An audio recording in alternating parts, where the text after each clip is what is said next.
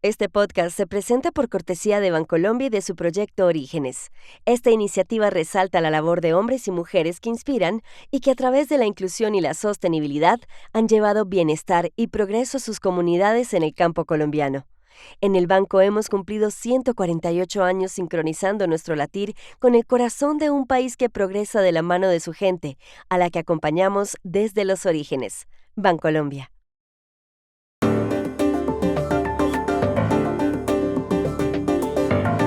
En España se acaba de saber que un hombre joven asesinado en Alicante era un piloto de la Fuerza Aérea Rusa que había escapado inicialmente a Ucrania. ¿Se trata de otro ciudadano ruso al que el Kremlin mata en el exterior? En una corte de Manhattan, en Nueva York, la Fiscalía expuso ayer los cargos por narcotráfico contra el expresidente hondureño Juan Orlando Hernández. ¿Qué significa ese proceso para Honduras?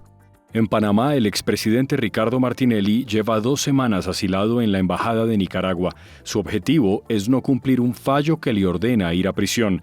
Pero, ¿por qué sigue siendo candidato presidencial?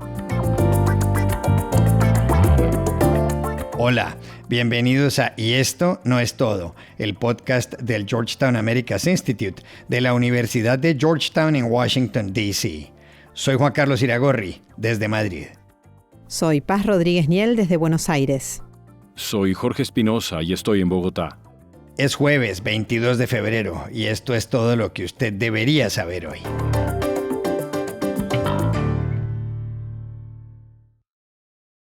En noviembre de 2006, un opositor del presidente ruso Vladimir Putin, el exagente de la KGB Alexander Litvinenko, murió envenenado en un hospital de Londres. En 2013, otro crítico de Putin, el empresario Boris Berezovsky, apareció ahorcado en un baño de su casa en la misma ciudad.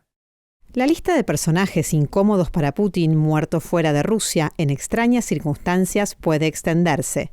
Ahora, tras el fallecimiento el viernes en una prisión del Ártico del principal opositor de Putin, Alexei Navalny, ha surgido otro caso curioso. El protagonista es Maxim Kuzminov, que con 28 años y después de haber desertado del ejército ruso en Ucrania, fue asesinado el 13 de febrero en Villajoyosa, una localidad de la provincia de Alicante, en España. Esto dijo ese día un joven vecino en televisión española. Juntaron ahí como 13 14 coches de policía y ya se empezó a rumorear pues, que había un cuerpo en el garaje. En agosto, Kuzminov pilotaba un helicóptero militar cuando decidió aterrizar en una zona controlada por las tropas ucranianas y entregarse. Ucrania lo acogió y le prometió una alta cantidad de dinero.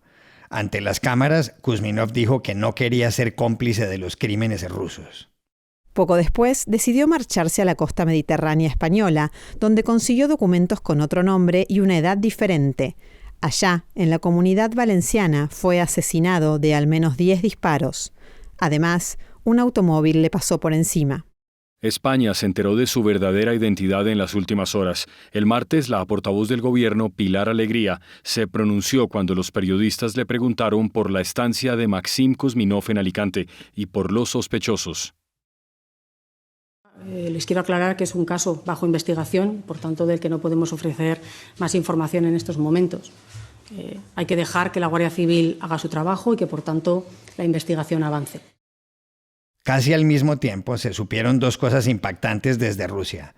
Que el jefe de inteligencia exterior, Sergei Narishkin, había dicho que Kuzminov estaba muerto desde que planeó su huida y que 3 agentes habían anticipado que lo encontrarían porque tenemos brazos largos. Parece que tenían razón.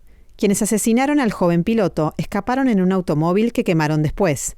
Y aquí la pregunta es, ¿ordenó la Rusia de Putin matar a Kuzminov en España? Llamamos ayer a Madrid a Lucas Proto, que ha cubierto el asunto y que escribe en El Confidencial. Bueno, pues en este tipo de asesinatos o de muertes misteriosas, como también es el caso de Navalny recientemente, o en su momento de Evgeny Prigozhin, el fundador de Wagner, que murió en un accidente de avión privado en circunstancias que aún no se han dado a conocer. No puedes decir a ciencia cierta, pues nunca va a haber un reguero de pruebas que incrimine al Kremlin, pero puedes sumar 2 y 2 y ver de dónde viene con alta probabilidad, ¿no? En este caso, una de las cosas que a mí me llama la atención del caso del piloto ruso asesinado en Alicante es el hecho de que la prensa española sabía de este asesinato hace como una semana, pero no se había revelado, se creía que era un señor ucraniano de 33 años, no se había hablado más al respecto. Y es en un canal de Telegram español que se llama Eureka News, donde por primera vez se señala que este es el piloto ruso, ¿no? Y ese canal sabemos a ciencia cierta que está ligado al aparato de propaganda de este ecosistema de medios pequeños que tiene el Kremlin, ¿no? Y también se es difundido en otro medio prorruso italiano y eventualmente lo difunde una agencia estatal rusa que es TASS. Y Ucrania se ve obligada a reconocer que efectivamente el piloto está muerto y ahí empezamos a sumar nosotros 2 y 2 y entonces podemos publicar la noticia, ¿no? ¿Y qué te dice esto? Te dice esto que no lo sabía ni la Guardia Civil española y sin embargo medios rusos pueden saber a ciencia cierta que se trata del piloto ucraniano que anteriormente los propios representantes de los servicios secretos y la inteligencia militar habían dicho que su vida llegaría a su fin por la traición que había cometido.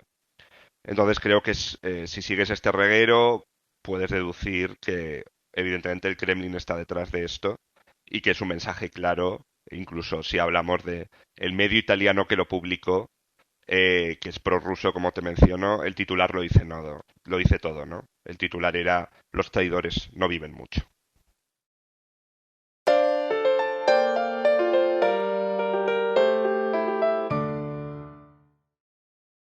Ayer empezó formalmente en una corte del sur de Manhattan, en Nueva York, el juicio contra el expresidente de Honduras, Juan Orlando Hernández. Se le acusa esencialmente de tráfico de drogas y posesión de armas. Los cargos dicen que Hernández, que tiene 55 años, participó activamente en una conspiración corrupta y violenta de narcotráfico para facilitar la entrada a los Estados Unidos de cientos de miles de kilogramos de cocaína. Hernández fue arrestado en Tegucigalpa en febrero de 2022, 19 días después de dejar el poder. Fue extraditado en abril.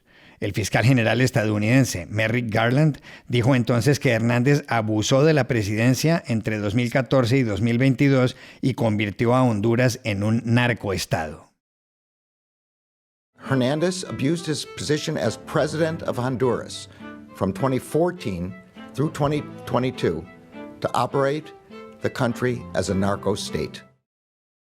Entre las evidencias que figuran en el expediente se menciona que el capo mexicano Joaquín El Chapo Guzmán le dio a Hernández $1 millón que recogió el hermano del dirigente, Tony Hernández, condenado en Estados Unidos a cadena perpetua. No es la primera vez que un expresidente hondureño se sienta en el banquillo de los acusados en Estados Unidos. En 2014, Alfonso Portillo se declaró culpable de recibir sobornos para reconocer a Taiwán. En 2016, Rafael Callejas hizo lo mismo por sobornos relacionados con la FIFA. El expresidente Juan Orlando Hernández, en cambio, ha rechazado los cargos que se le imputan. Poco antes de ser enviado desde Tegucigalpa a Nueva York, grabó un video al que su esposa le dio difusión por distintos canales. Soy inocente. He sido y estoy siendo sometido a un proceso de manera injusta.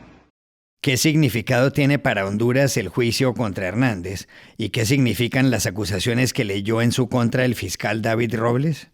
Llamamos ayer a Jennifer Ávila, directora editorial del medio digital Contracorriente Honduras, cuando acababa de salir de la audiencia en la Corte de Manhattan.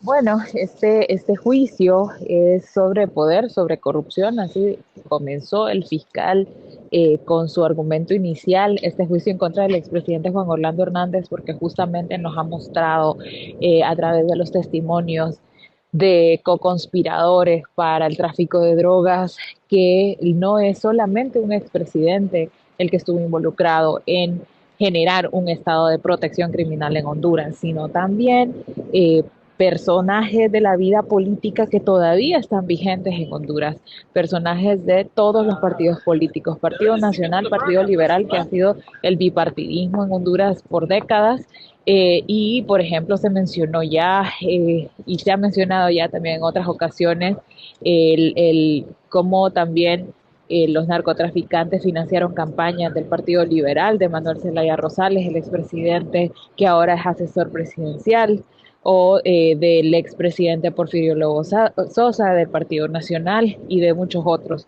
Entonces, habla de eso, habla de una clase política, de alcaldes, de diputados, de personas que han manchado las instituciones del país y que han infiltrado las instituciones del país con grupos criminales para proteger no solamente el tráfico de drogas, sino también la corrupción, el lavado de dinero, toda la violencia que se ha generado alrededor de estos asesinatos, desplazamientos forzosos, enriquecimiento ilícito, etcétera. Entonces, este es un juicio sobre eso, y es un juicio que también nos dice en Honduras que en Honduras pues la justicia no está todavía respondiendo, ¿no? Y es una justicia que también se infiltró con el crimen organizado.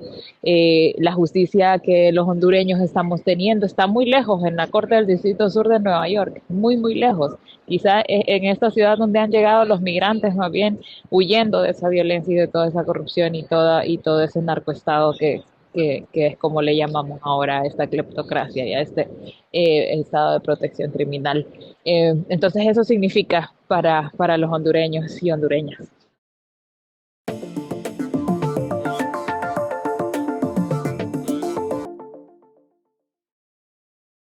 Este podcast se presenta por cortesía de Movistar Empresas, el aliado que está transformando negocios en Argentina, Chile, Colombia, Ecuador, Perú, Uruguay, México y Venezuela, brindando soluciones digitales que se ajustan a cada necesidad y potenciando sus operaciones con servicios en cloud, IoT, seguridad, conectividad, Big Data y advertising.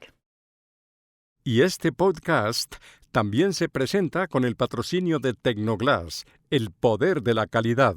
Tecnoglass es la compañía líder en la manufactura y comercialización de vidrios, ventanas y fachadas para el mercado de la construcción en Estados Unidos y el mundo. Para mayor información, visiten nuestra página web www.tecnoglass.com. En Panamá se está viviendo una situación muy compleja con respecto a Ricardo Martinelli.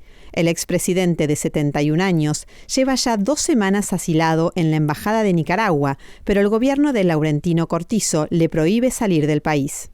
La historia es la siguiente. Martinelli gobernó de 2009 a 2014 y más adelante se vio involucrado en el llamado caso New Business. El caso, según la justicia, señala que él y otro grupo de personas compraron con dinero público la editorial Panamá América S.A., EPASA. Martinelli se fue a Miami en junio de 2017, pero fue extraditado un año más tarde a Panamá por un juicio de espionaje telefónico. Más recientemente, el pasado 2 de febrero, el Tribunal Supremo lo condenó a prisión, no por las interceptaciones, sino por el caso New Business.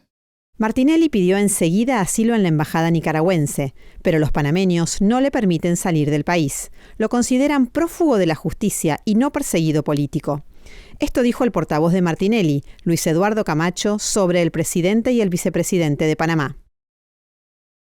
Lo que más le convendría a la imagen del país es que el gobierno de Laurentino Cortizo y Gaby Carrizo, que son los responsables de esta situación real por la persecución política contra Ricardo Martinelli, limpiara la imagen del país emitiendo en el plazo más breve posible el salvoconducto para que el expresidente Martinelli pueda salir del país con la protección diplomática.